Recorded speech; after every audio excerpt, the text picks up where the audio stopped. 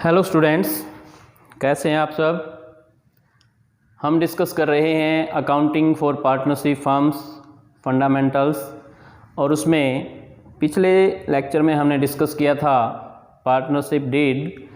अब हम बात करते हैं रिकॉर्डिंग ऑफ पार्टनरशिप ट्रांजैक्शंस, साझेदारी संबंधी लेन देन को लिखना। साझेदारी के जो लेखे हैं वो डबल एंट्री सिस्टम, दोहरी लेखा प्रणाली के अनुसार किए जाते हैं।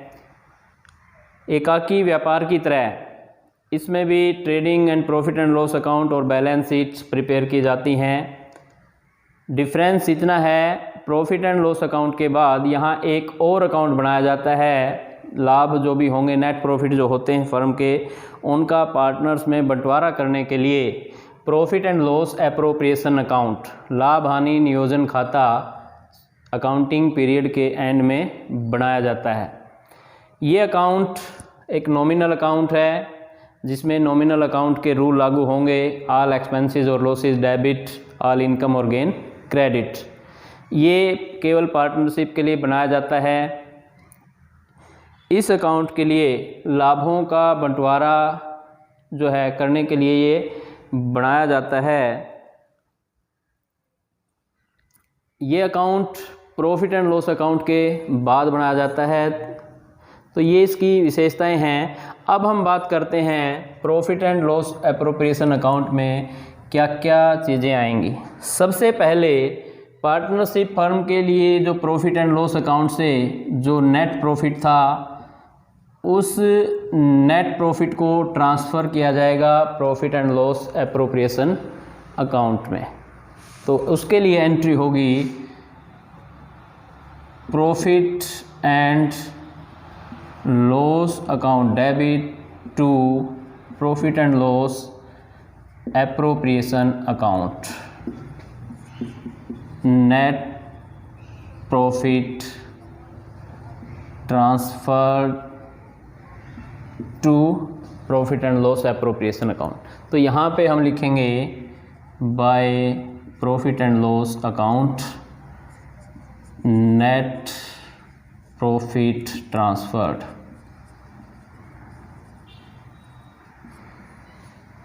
और यहाँ पे हम इसको लिख देंगे। इसके बाद दूसरी जो एंट्री हो सकती है वो होगी इंटरेस्ट ऑन कैपिटल, पूंजी पर ब्याज। साझेदारी संलेख में ये प्रोविज़न हो सकता है कि पार्टनर्स को कैपिटल पे इंटरेस्ट दिया जाएगा।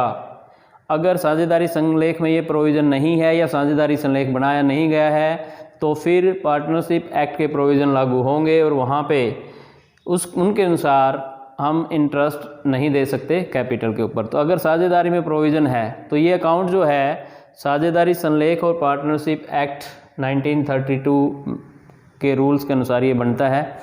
तो इंटरेस्ट ऑन कैपिटल फर्म के लिए एक्सपेंस है, तो यहाँ पे एंट्री होगी और ये पार्टनर की कैपिटल को बढ़ाता है, तो एंट्री होगी interest on capital account debit to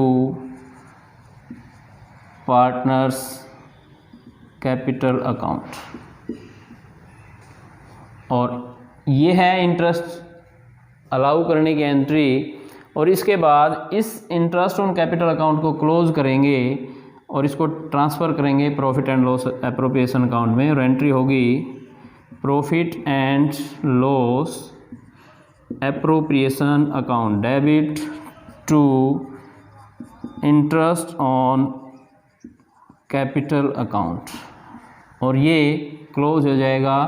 और अगर आप इसका नेट इफ़ेक्ट की बात करें, interest on capital account debit है और यहाँ पे क्रेडिट है, ये तो ख़त्म हो जाता है। तो नेट इफ़ेक्ट होगा to partners profit and loss appropriation account debit to partners capital account. तो यहाँ पे क्योंकि जो इंटरेस्ट ऑन कैपिटल है इसको समझने की ज़रूरत है। इंटरेस्ट ऑन कैपिटल पूंजी पर जो ब्याज दिया जाता है ये पार्टनर्स के लिए लाभ है और उनकी कैपिटल को बढ़ाता है। लेकिन ये अकाउंट जो है फर्म के बुक्स में बनाए जा रहे हैं, तो ये फर्म के लिए जो है एक्सपेंस है। तो इसलिए हमें अकाउंट बुक्स हम जो बना रहे हैं वो बुक्स में बना रहे हैं फर्म की। तो यहाँ पे तो इसकी पोस्टिंग हम करेंगे profit and loss appropriation account में। तो ये होगा टू इंटरेस्ट ऑन कैपिटल। अब कैपिटल एक से ज़्यादा पार्टनर होंगे फर्म में, तो यहाँ पे हम मान के चलते हैं ए और बी, मान लो दो पार्टनर हैं, दोनों की कैपिटल पे इंटरेस्ट होगा और इसको यहाँ पे हम फिर लिख देंगे इसको जोड़ के। तो यह है इंटरेस्ट ऑन कैपिटल के केस में एंट्री। फिर जैसे इंटरेस्ट ऑन कैपिटल की हमने बात की, अगर पार्टनर ने ड्राइंग की हुई है तो उस ड्राइंग के ऊपर फर्म इंटरेस्ट चार्ज करेगी, ये फर्म के लिए इनकम होगी और पार्टनर को के लिए ये एक्सपेंस है, ये पार्टनर की कैपिटल को डेबिट करेगा। तो वहाँ पे एंट्री होगी इंटरेस्ट ऑन ड्राइंग के केस में। तो फर्स्ट एंट्री जब चार्ज किया जाएगा इंटरेस्ट, तो partners capital account debit to interest on drawing, ये है जब इंटरेस्ट चार्ज किया जाएगा। फिर इस अकाउंट को क्लोज करने के लिए एंट्री करेंगे interest on drawing account debit to profit and loss appropriation account, और ये एंट्री यहाँ पे आएगी बाय इंटरेस्ट ऑन ड्राइंग्स। और जितने भी पार्टनर हैं ए बी सी जितने हैं, जिसने ड्राइंग की हुई है उनके ऊपर ये इंटरेस्ट लग जाएगा और इसको जोड़ के यहाँ पे हम लिख देते हैं। तो ये हमारी entry for interest on drawing. अब ऐसे ही जो पार्टनर फर्म के बिजनेस ऑपरेशंस में भाग लेते हैं, उन पार्टनर के लिए सैलरी या कमीशन दिया जा सकता है। तो सैलरी टू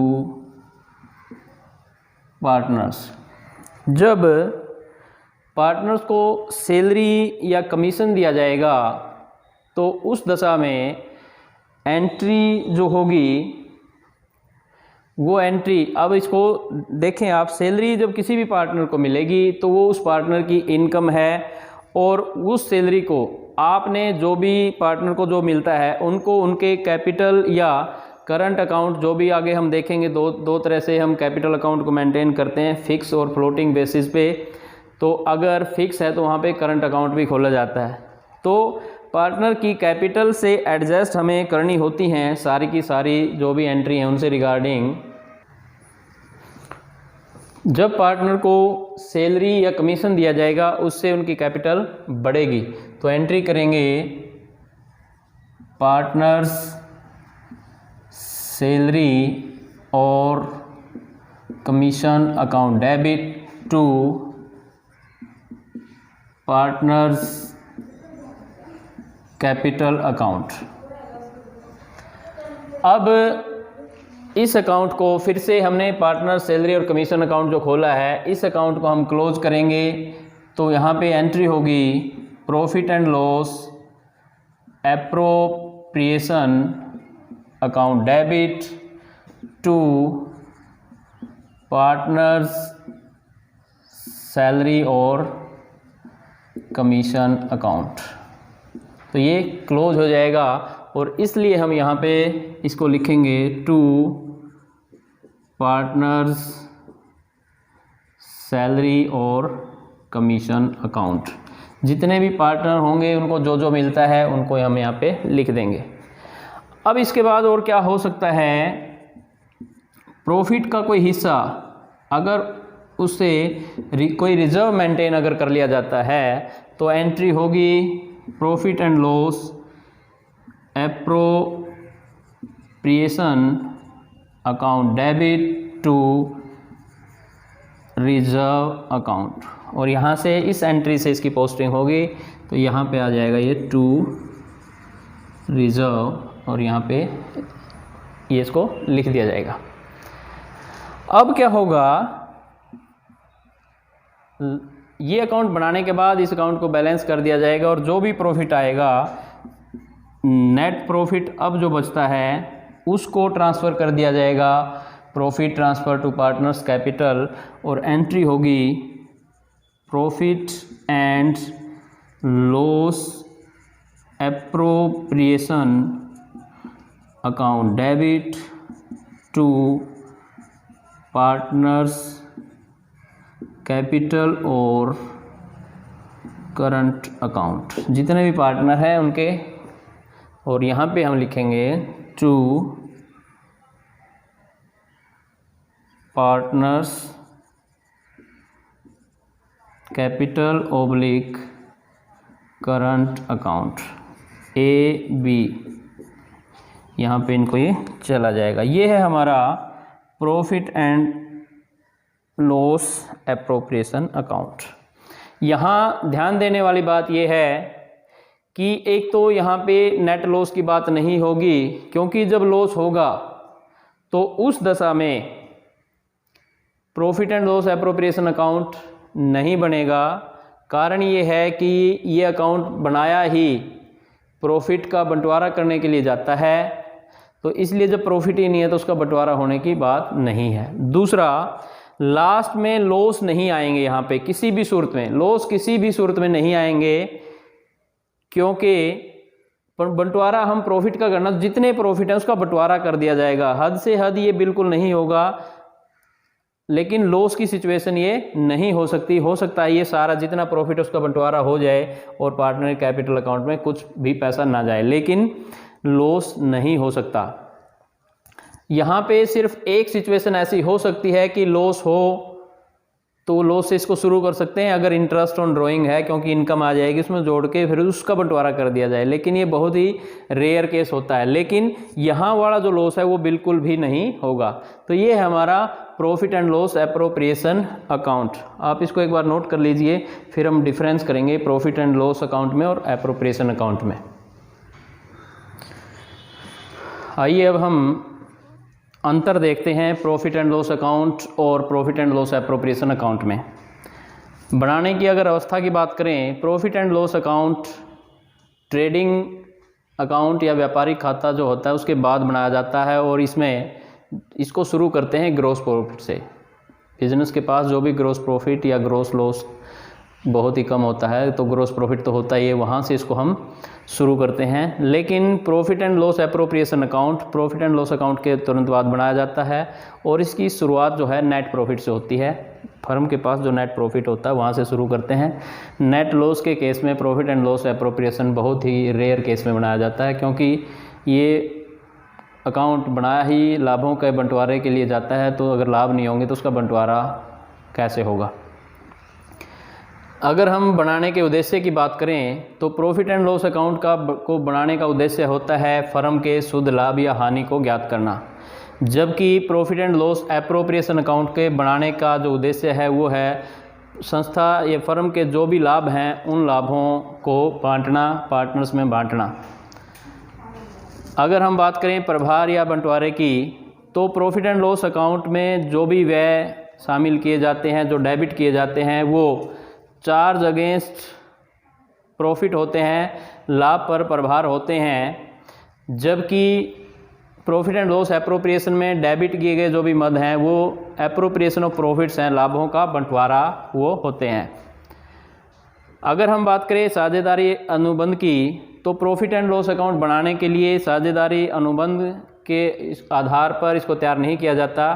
केवल जो साझेदारों से ऋण लिए जाते हैं उन पर ब्याज इसके आधार पर किया जाता है, बाकी आइटम के लिए साझेदारी अनुबंध की आवश्यकता नहीं होती। और profit and loss appropriation account साझेदारी अनुबंध के आधार पर ही तैयार किया जाता है।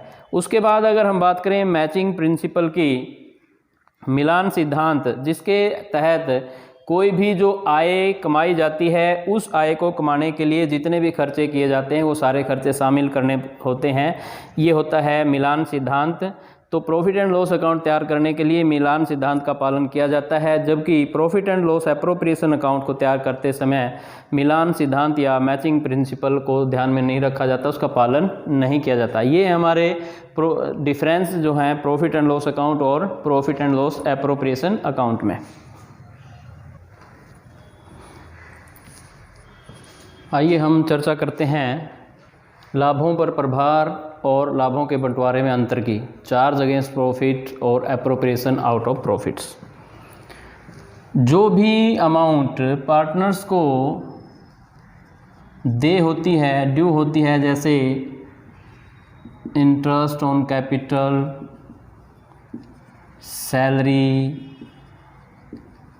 कमीशन, ये जो हैं ये अमाउंट जो हैं लाभों का बंटवारा है, ये एप्रोप्रिएशन ऑफ प्रॉफिट होते हैं और इसीलिए ये राशियाँ profit and loss appropriation account में आती हैं। पार्टनर को जो अगर किसी पार्टनर ने फर्म को लोन दिया है और उनको जो इंटरेस्ट ऑन लोन दिया जाएगा, या फिर अगर किसी पार्टनर ने कोई लैंड या बिल्डिंग या कोई मशीनरी वगैरह दी है और उसके ऊपर कोई रेंट देना है, बनता है, वो रेंट दिया जाता है, तो ये जो है ये अमाउंट हैं, ये चार्ज ऑन प्रॉफिट हैं, चार्ज अगेंस्ट प्रॉफिट हैं। चार्ज अगेंस्ट प्रॉफिट का मतलब होता है कि चाहे वो खर्चे चाहे प्रॉफिट हो या लॉस हो, लेकिन फिर भी वो प्रॉफिट एंड लॉस अकाउंट में चार्ज किए जाएंगे, वो खर्चे दिए जाएंगे, उनको बोलते हैं चार्ज अगेंस्ट प्रॉफिट। और वो खर्चे जो केवल लाभ होने की सिचुएशन में, लाभ होने की सूरत में ही दिए जाते हैं, उनको बोलते हैं हम एप्रोप्रिएशन आउट ऑफ प्रॉफिट। तो इनमें डिफरेंस करते हैं। हम पहले नेचर की बात करते हैं। तो वो व्यय जो कि शुद्ध लाभ या शुद्ध हानि ज्ञात करते समय लाभों में से घटाए जाते हैं, उनको हम बोलते हैं चार्ज अगेंस्ट प्रॉफिट। और बहुत सारे जो शीर्षक की हमने बात की थी एप्रोप्रिएशन आउट ऑफ प्रॉफिट में, प्रॉफिट एंड लॉस एप्रोप्रिएशन में, वो जो कि शुद्ध लाभों के बंटवारे को सूचित करते हैं, हम उनको बोलते हैं एप्रोप्रिएशन आउट ऑफ प्रॉफिट। अगर हम लेखांकन की या रिकॉर्डिंग की बात करें तो चार्ज अगेंस्ट प्रॉफिट जो भी होते हैं उनको प्रॉफिट एंड लॉस अकाउंट में डेबिट किया जाता है, और एप्रोप्रिएशन आउट ऑफ प्रॉफिट जो होते हैं उनको profit and loss appropriation account में डेबिट किया जाता है।